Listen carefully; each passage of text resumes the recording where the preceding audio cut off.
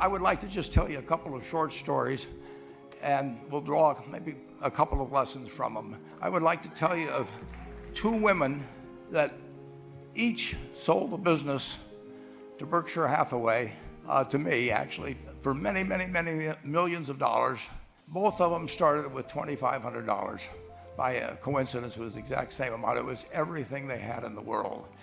And one of them was a woman who landed in Seattle in 1917, couldn't speak a word of English, had a tag around her neck. The tag said Fort Dodge, Iowa. The Red Cross got her to Fort Dodge, where she was reunited with her husband, who had come to the country a couple of years earlier.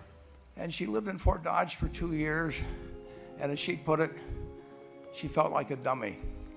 She couldn't pick up the language. She couldn't learn a word. And so she and her husband decided to move to Omaha. So they came to Omaha in 1919, and there she found a small colony of Russian Jews, so she started feeling more at home.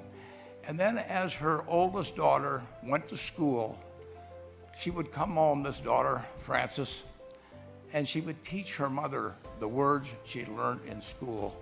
And this woman, Rose Blumpkin, spent 20 years saving money, bringing first her siblings over, her mother and father, $50 at a time. She sold used clothing to do it. She had 4 children during this period, and by 1937, after 20 years, she'd saved $2,500.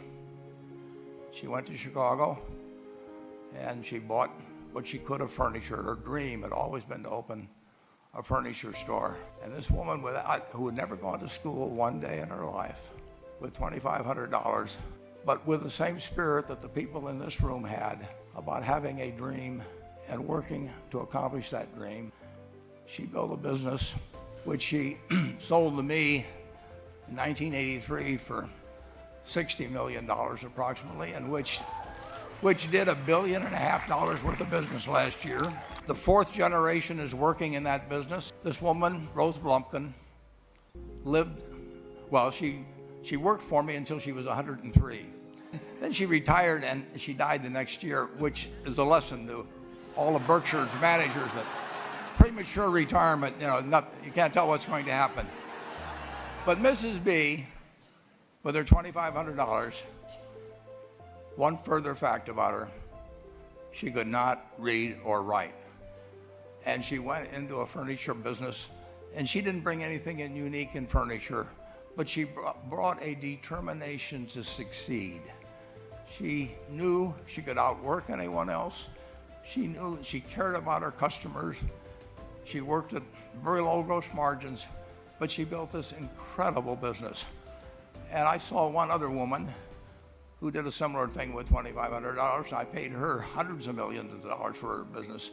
So I decided to go to the source and get these people before, I don't want you guys coming around to me asking me hundreds of millions of dollars. I'd like to join in with you much earlier. So I've followed this group.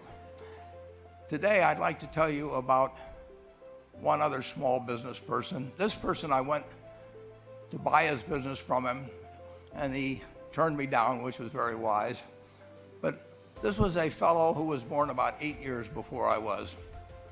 He was born in 1922. He was we'll call him Jack, lived in the Midwest.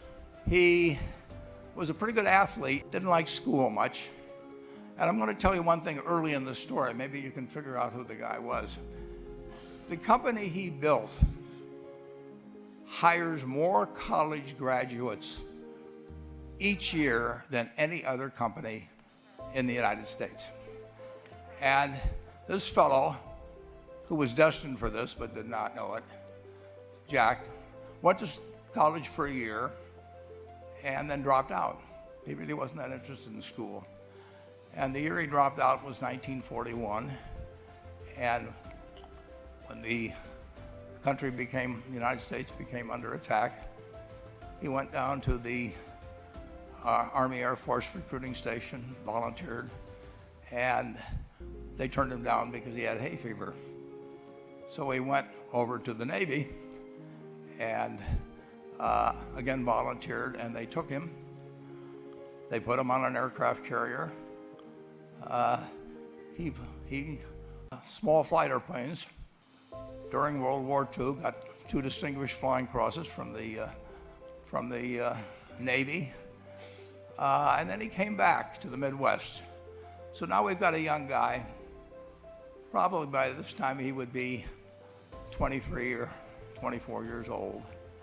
And the interesting thing is, he got back to the Midwest, and he actually kind of went from one job to another for a short period of, or not such a short period of time. And he finally became a used car salesman at a Cadillac dealership in St. Louis, Missouri.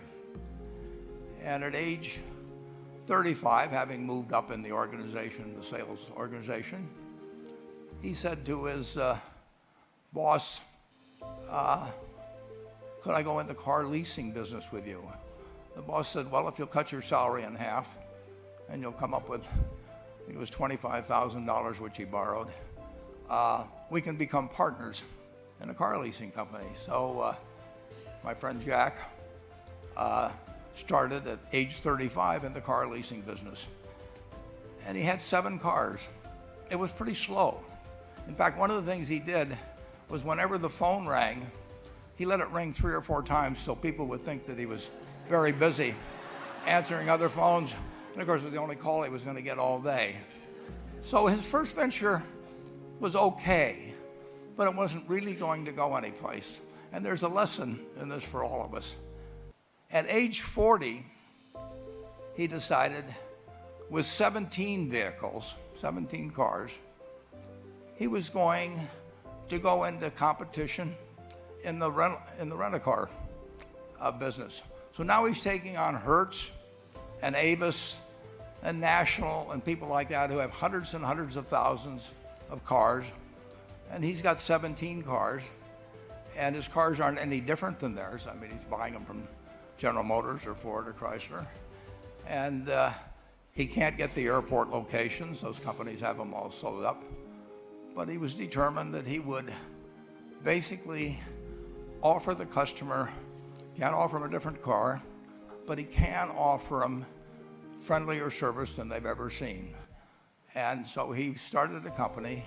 He named it after the battleship that he'd flown from in the Pacific, which was the USS Enterprise.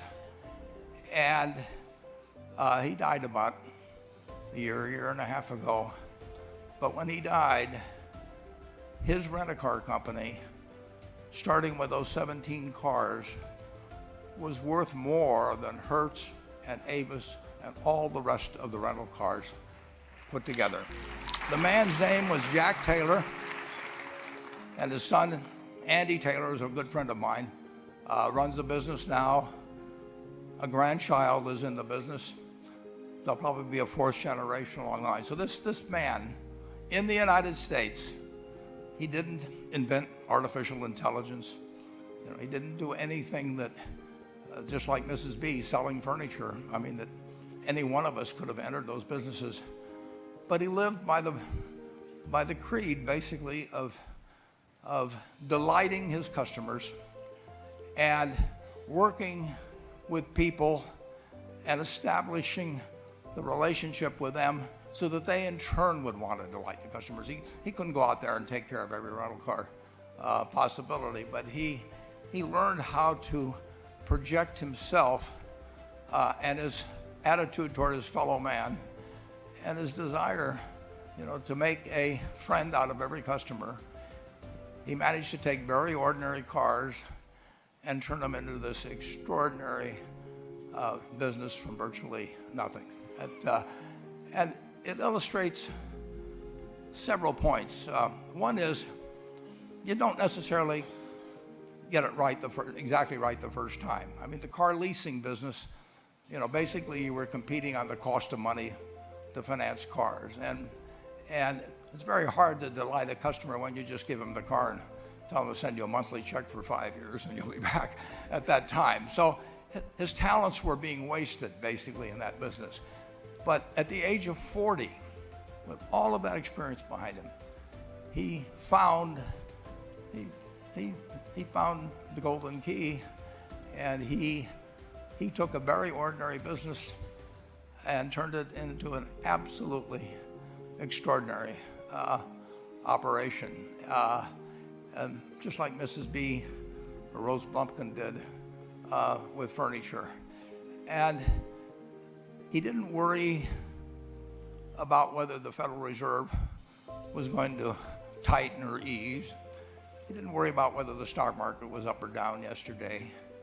You know, he didn't worry about the things he couldn't change, but he did focus on the one thing he could change, and that was the customer's experience. And I have seen the one that got away, Enterprise. I went down to Florida and tried to talk him into selling to Berkshire, and he was smart enough not to do it. Probably the value of the company has quadrupled since I made that visit. But he was smart enough to see that he would find that business.